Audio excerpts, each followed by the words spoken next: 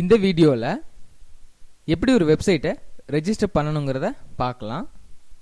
இப்போது நம்ம புதுசாக ஒரு வெப்சைட் ரெஜிஸ்டர் பண்ணுறதுக்கு இங்கே இருக்க நியூ பிளாக் இந்த பட்டனை கிளிக் பண்ணணும். இப்போ இது போல் ஒரு பாக்ஸ் வந்திருக்கு. இங்கே பார்த்தீங்கன்னா கிரியேட் ஏ நியூ பிளாக், இதில் டைட்டில் அட்ரஸ்னு 2 காலம் இருக்குது. இந்த டைட்டில் அப்படின்னா நம்ம வெப்சைட்டோட டைட்டில். இப்போ இங்கே வந்திருக்கு பாருங்கள், இல்லையானா கூகுள் சர்ச், பிளாகர் டேஷ்போர்ட், இங்கே கான்டாக்ட் அஸ். இது போல் நம்ம வெப்சைட்டுக்கு என்ன டைட்டில் வரணும் அப்படின்னு நினைக்கிறோமோ அதை இங்கே கொடுக்கணும். இந்த அட்ரஸ் அப்படிங்கிற இடத்துல பார்த்தீங்கன்னா இப்போ இங்கே blogger.com,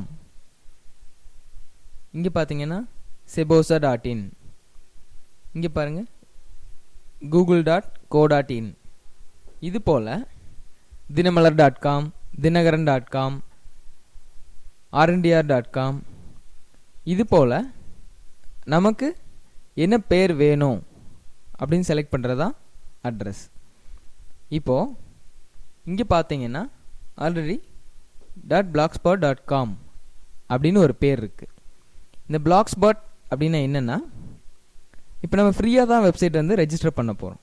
ஸோ அதனால் டிஃபால்ட்டாக நீங்கள் என்ன நேம் செலக்ட் பண்ணாலும் இந்த blogspotங்கிறது சேர்ந்து வரும். இப்போது நம்ம இல்லையானா ஃபோட்டோஸ் அப்படின்னு ஒரு பிளாக் ரெடி பண்ணலாம்.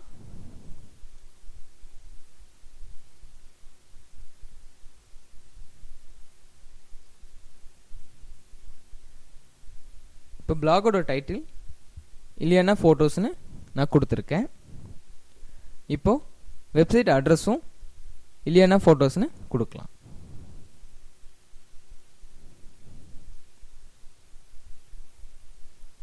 இப்போது நான் ஜஸ்ட் இல்லையானான்னு டைப் பண்ணியிருக்கேன். இப்போ இங்கே பார்த்தீங்கன்னா sorry this block address is not available அப்படின்னு வந்திருக்கு. அப்படின்னு என்னென்னு பார்த்தீங்கன்னா, இப்போ இந்த இல்லையானா.blogspot.com அப்படிங்கிறது ஆல்ரெடி வேறு யாரோ வச்சுருக்காங்கன்னு காமிக்குது. அதாவது இந்த நேமை வந்து வேறு யாரோ ரெஜிஸ்டர் பண்ணிட்டாங்க, அவைலபிள் இல்லைன்னு வந்திருக்கு. அப்போது நம்ம ஃபோட்டோஸ் தானே ரெஜிஸ்டர் பண்ண போகிறோம்.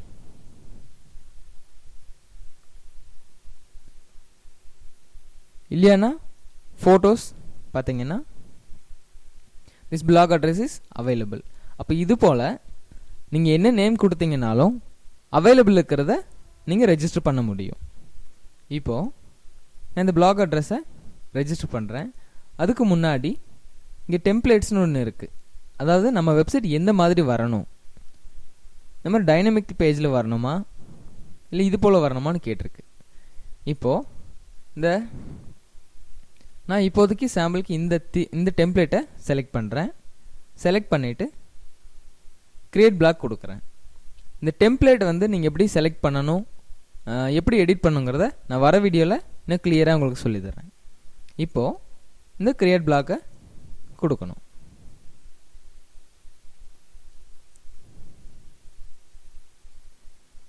இப்போ இங்கே பார்த்தீங்கன்னா கிரியேட்டிங் ஏ பிளாக். இப்போது இங்கே வந்துடுச்சு இல்லையானா ஃபோட்டோஸ். நம்மளோட பிளாக் வந்து ரெஜிஸ்டர் ஆயிடுச்சு. ஸ்டார்ட் போஸ்டிங் அப்படின்னு வந்திருக்கு. இப்போது இந்த வெப்சைட்டில் நம்ம ஆர்டிக்கலை அப்டேட் பண்ணுறதுக்கு ஸ்டார்ட் பண்ணலாம் அப்படின்னு சொல்லியிருக்கு. நான் இந்த வெப்சைட்டில் எப்படி ஆர்டிக்கல் அப்டேட் பண்ணுறது, பேஜ் எப்படி ரெடி பண்ணுறது, எப்படி டிசைன் பண்ணுறது, இது எல்லாமே நான் வர வீடியோஸில் கிளியராக சொல்கிறேன். தேங்க்யூ.